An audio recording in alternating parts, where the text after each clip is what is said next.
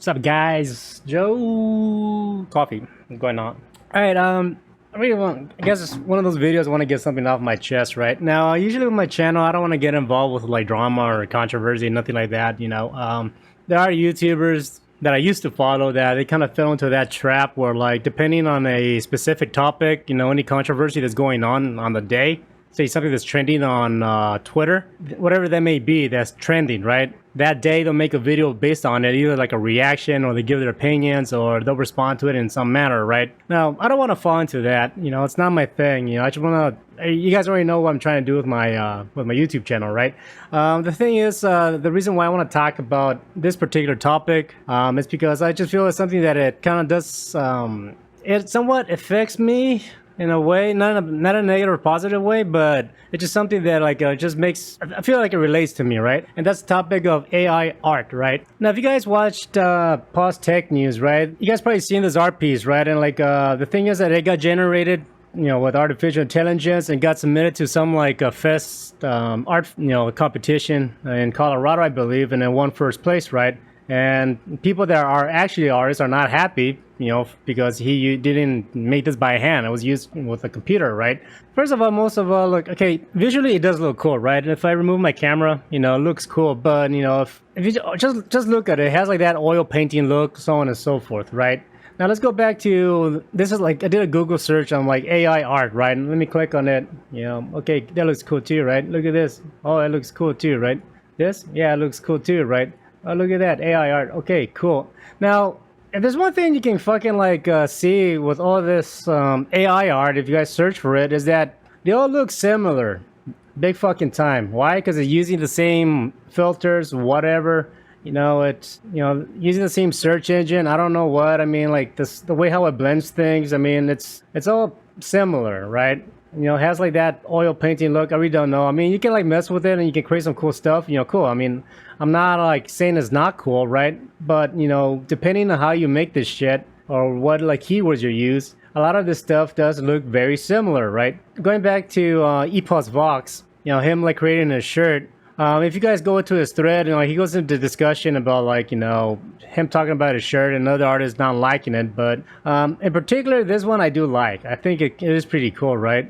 I actually went to his website and he has merch. He has bestsellers here. Selling the shirts. He has other stuff that he sold. And like I said, I do like the design of this shirt, right? I think he did a good job with it. And he's making his money, right? Whatever. Now, there's been some discussion about people saying they're concerned about the artist and so on and so forth and all that shit, and how can people compete with the computer and so on and so forth. And actually, I do have a response. Now, again, going back to the artificial generated shit.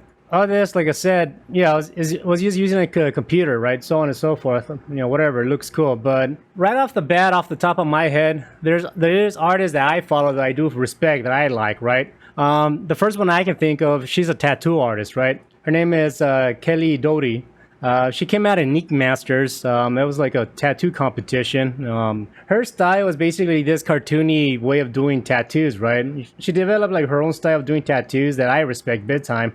I follow her, on Instagram, and I really like her work. And, she's an individual herself, right? She has her style, right? She has this goth look or whatever. And, like I said, I follow her stuff, and I really like her work. There's another artist I can think of, Laura Zombie, and she does, her own thing, using, watercolor art. She does her prints, eBay, whatever.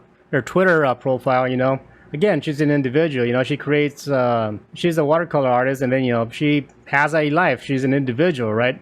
Sharing her life with us, whether getting that tattoo or, progress of how she makes her work. That's interesting to watch, Me watching this shit obviously is more interesting than, watching someone do AI art or whatever. One more artist, and then I'll stop. Lori Lipton. She does pencil work. It's mainly black and white, and all this stuff is basically done by hand, individually, right? And she does this weird massive artwork that's very detailed. And the cool thing about it is she does very large portraits, right? Let me remove my camera again. As you can see here, she does very large portraits, which are 8 feet tall or whatever. And she does a lot of weird stuff made with pencils and stuff like that. And yeah, her artwork is very interesting. I actually went to a museum and I saw some of her stuff in person, right?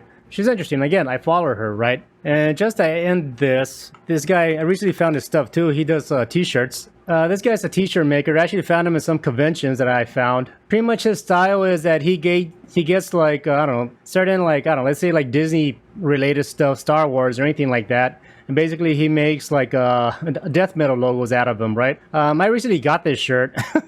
You know, I went to a convention. It's a Mandalorian, and I can see it's all like death metal status and stuff like that. And I really like this shirt, right? And like, I met the guy in person. If you guys don't see where I'm going now with this, it's basically, I think, something that artists need to do. Along with the art, you gotta basically put yourself out there along with your art, right?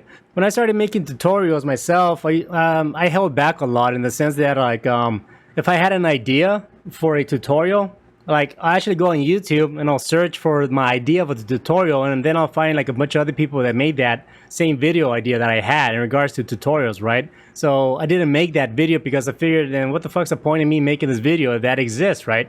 But the thing, like, someone left a comment that basically changed my perspective on things, and I'm very grateful for that one individual, was that you don't have to reinvent the wheel. Just do your thing, right? And like, you know, whatever works, works. And that's the thing, you know, like there's a shitload of brands out there of wheels, but you know, whether it's Goodyear or fucking, I don't know what, there's certain brands that you feel comfortable purchasing. So you buy the goddamn wheel, right? Same thing with these shirts or art or whatever. Going back to Epos Vox, you know, he has this merch. He made it with it on, you know, AI, you know, computer, stuff like that.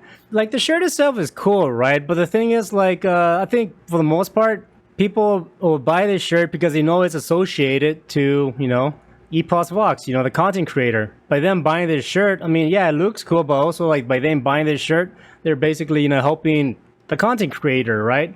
You know, Paul Hardware, same thing. He has his own merch, right? Like his main logo is basically the thumb screw, right? Now, like, you know, you can think, oh, what's the point of buying the shirts? It's just a thumb screw. But the thing is, like, you know, people associate things, so, like, along with the merch, right? By them buying this stuff, it helps Paul out, and they know that. You know, I guess, like, a good example would be, like, recently I went to go see, like, the Red Hot Chili Peppers, right?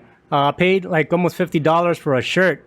Obviously, I could have just gone to, like, Spencer's or Hot Topic and bought a Chili Pepper shirt there for much cheaper, but it's like the feeling that I have associated to that shirt. Oh, I went to a concert. I got this shirt. I didn't want to lose the shirt, so I held it in my hand the whole fucking time. I don't know. There's like a lot that goes into that shirt now, right? So yeah, anyway, so in the video, I mean, like, just for myself as an example, I started to appear more on Paul's videos little by little. And then eventually everybody recognized me as Joe the Editor, right? I got my Twitter, I got my Instagram. I focused more on Twitter and all that stuff, but then I started doing my tutorials.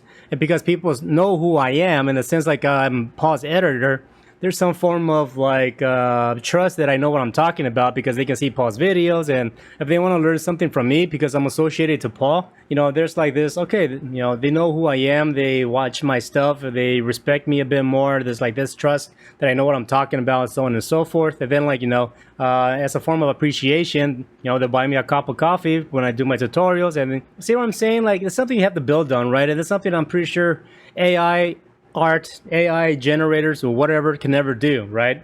Because, you know, there's like an individual that needs to be there. And like, I think now with technology and with internet, you putting yourself out there more, building a reputation, your name and all the good stuff, you kind of have to now, basically, you know, put yourself out there and like take up some digital real estate. People buy merch from Paul with a giant thumb screw because it helps Paul. People buy me a cup of coffee because, you know, it's associated to me that I help them with, you know, how to edit. Epos Vox made a merchandise using an AI generator to sell shirts, but people buy it because they know that by them getting a cool shirt, it's helping Epoch. See the saying? There's like a hand washes the hand kind of thing, right? And that's something I don't think any AI artwork can ever do because there's no real individual behind it. So anyways, that's all I have to say. I don't know. It's my opinion on it. End the video. Thanks for watching. Take care. Peace.